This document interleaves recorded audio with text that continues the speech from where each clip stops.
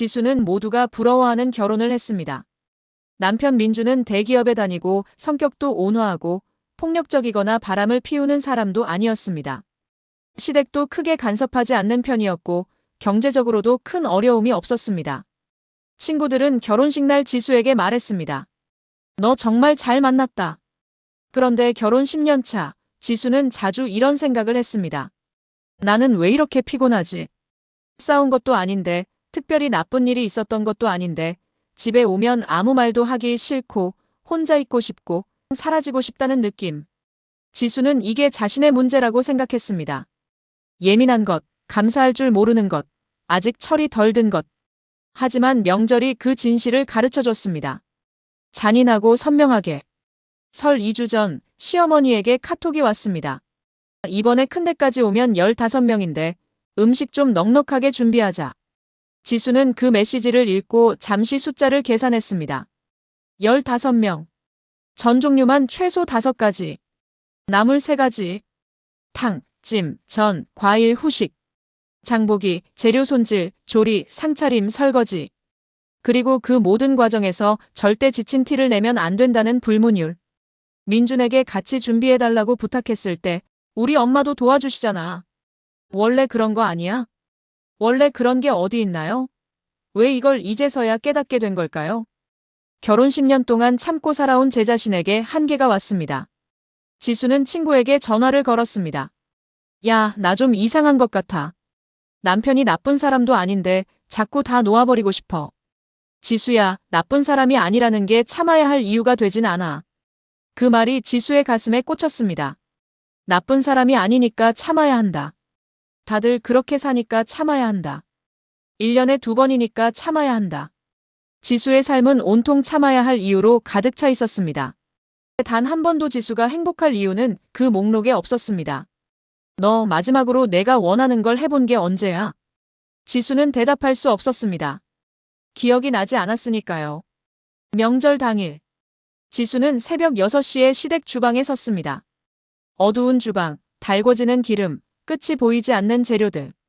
거실에서는 민준이 아직 자고 있었습니다. 지수는 앞치마를 두르며 아주 조용히, 그러나 처음으로 이 질문을 자신에게 던졌습니다. 내가 왜 이걸 당연하게 받아들이고 있지? 분노가 아니었습니다. 각성이었습니다. 어떤 문이 천천히 열리는 소리가 들리는 것 같았습니다. 그 문 너머에 무엇이 있는지는 몰랐지만 지수는 처음으로 그 문 쪽을 바라봤습니다. 오전 내내 기름과 씨름했습니다. 팔목에 기름이 튀어 빨갛게 달아올랐지만 지수는 아프다는 말을 하지 않았습니다. 할 수가 없었습니다. 그냥 흘러가는 거라고 생각했으니까요. 시어머니는 재료를 다듬으면서 말씀하셨습니다. 요즘 며느리들은 이런 것도 못하더라. 지수는 그래도 야무지지. 칭찬이라고 해야 할까요? 비교라고 해야 할까요? 지수는 그냥 웃었습니다. 웃는 것 말고 할 수 있는 게 없었으니까요. 점심상이 다 차려졌을 때 거실에 웃음소리가 넘쳤습니다. 그리고 민주는 소파에 기대어 시영과 담소를 나누고 있었습니다. 단 한 번도 주방 쪽을 돌아보지 않으면서 지수는 빈 접시를 들고 주방을 오가며 그 뒷모습을 바라봤습니다. 그리고 속으로 생각했습니다. 저 사람은 나를 파트너라고 생각하는 걸까? 아니면 관리해야 할 가사 담당자라고 생각하는 걸까? 그 질문이 떠오른 순간 지수는 자신이 이미 무언가를 결심하고 있다는 걸 느꼈습니다. 오후 2시, 지수는 화장실에 들어가 문을 잠갔습니다. 변기 뚜껑을 닫고 그 위에 조용히 앉았습니다. 아무 소리도 안 들리는 이 작은 공간이 지수에게 가장 편한 장소였습니다. 거울에 비친 자신의 얼굴을 봤습니다. 기름기로 들러붙은 머리카락, 얼룩진 앞치마, 충혈된 눈. 지수는 그 얼굴을 아주 오랫동안 바라봤습니다. 이게 나야? 결혼 전 지수는 달랐습니다. 버킷리스트가 가득한 다이어리가 있었고, 배우고 싶은 것들이 있었고, 가고 싶은 곳들이 있었습니다. 그 사람은 어디 갔을까요? 아무도 가져가지 않았습니다. 그냥 지수 스스로가 나중에라는 말과 함께 어딘가에 조용히 내려놓았습니다. 그리고 나중에는 한 번도 오지 않았습니다. 화장실에서 처음으로 자신에게 솔직해졌습니다. 나는 지금 행복하지 않다. 이 말을 인정하는 것이 왜 그렇게 무서웠을까요? 어쩌면 인정하는 순간 모든 게 무너질 것 같았기 때문입니다. 하지만 인정하고 나선 알았습니다. 무너진 게 아니었습니다. 오히려 뭔가가 단단해지는 느낌이었습니다. 저녁 설거지가 끝난 후 지수는 민준에게 말했습니다. 나 오늘 많이 힘들었어. 민준은 잠시 멈추더니 말했습니다. 다들 그렇게 사는 거잖아. 1년에 2번인데 뭐. 지수는 그 순간을 오래 기억할 것입니다. 분노가 끓어오를 줄 알았습니다. 눈물이 쏟아질 줄 알았습니다. 그런데 그것보다 훨씬 더 차갑고 훨씬 더 또렷한 감각이 왔습니다. 마치 10년 동안 희미하게 보이던 무언가가 갑자기 선명하게 초점이 맞춰지는 것 같은 느낌. 지수는 그 자리에서 결심했습니다. 오늘 집에 가면 말해야겠다고. 이 결혼이 어떻게 되어야 하는지, 내가 어떻게 살고 싶은지, 더 이상 삼키지 않겠다고. 고속도로, 노을, 그리고 침묵. 민주는 운전하며 라디오를 틀었고 지수는 창밖을 바라봤습니다. 두 사람은 아무 말도 하지 않았습니다. 하지만 지수는 그 침묵 속에서 처음으로 자신의 목소리를 들었습니다. 우선 휴대폰 메모장을 열었습니다. 내가 원하는 것들. 적으면서 지수는 이상한 감각을 느꼈습니다. 오랫동안 잊고 살았던 설레는 느낌. 이 목록이 당장 이루어질 수 있는지는 모르겠습니다. 하지만 이 목록을 적을 수 있다는 것. 그것 자체가 지수에게는 너무나 오랜만의 감각이었습니다. 내가 원하는 게 아직 있다. 나는 아직 나다. 집 앞에 차가 섰습니다. 안내를 종료합니다. 민주는 먼저 내렸고 지수는 혼자 차 안에 잠시 앉아 있었습니다. 가슴 깊은 곳에서 두 가지 감정이 동시에 올라왔습니다. 해방감, 그리고 허무함.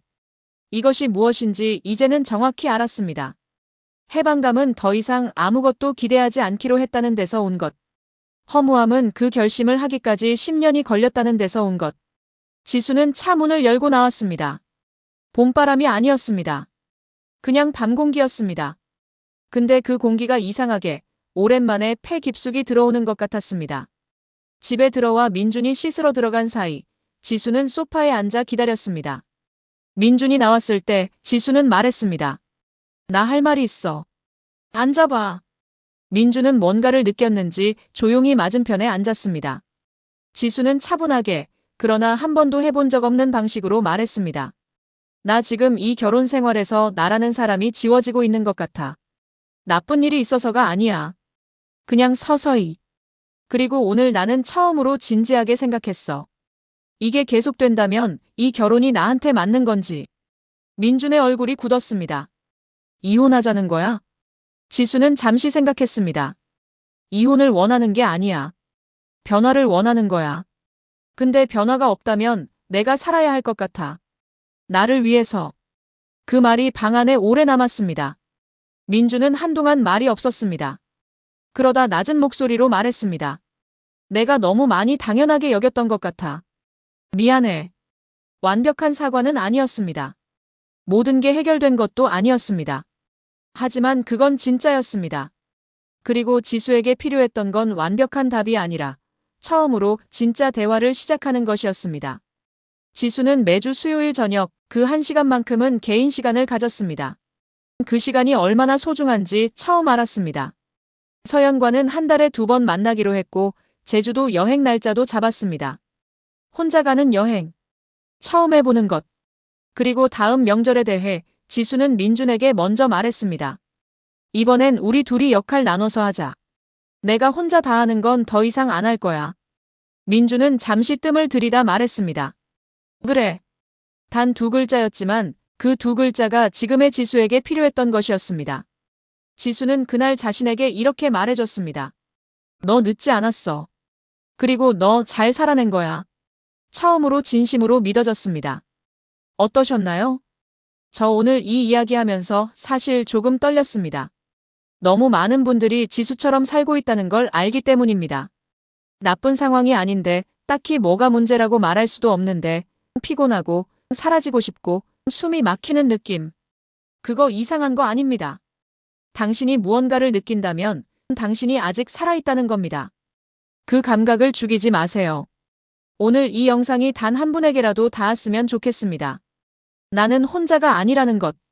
내가 느끼는 게 유별난 게 아니라는 것. 지금 이 순간부터라도 달라질 수 있다는 것. 공감되셨다면 좋아요. 구독도 아직 안 하셨다면 지금 눌러주세요. 댓글로 여러분의 이야기도 남겨주세요. 다음 영상에서 만나요.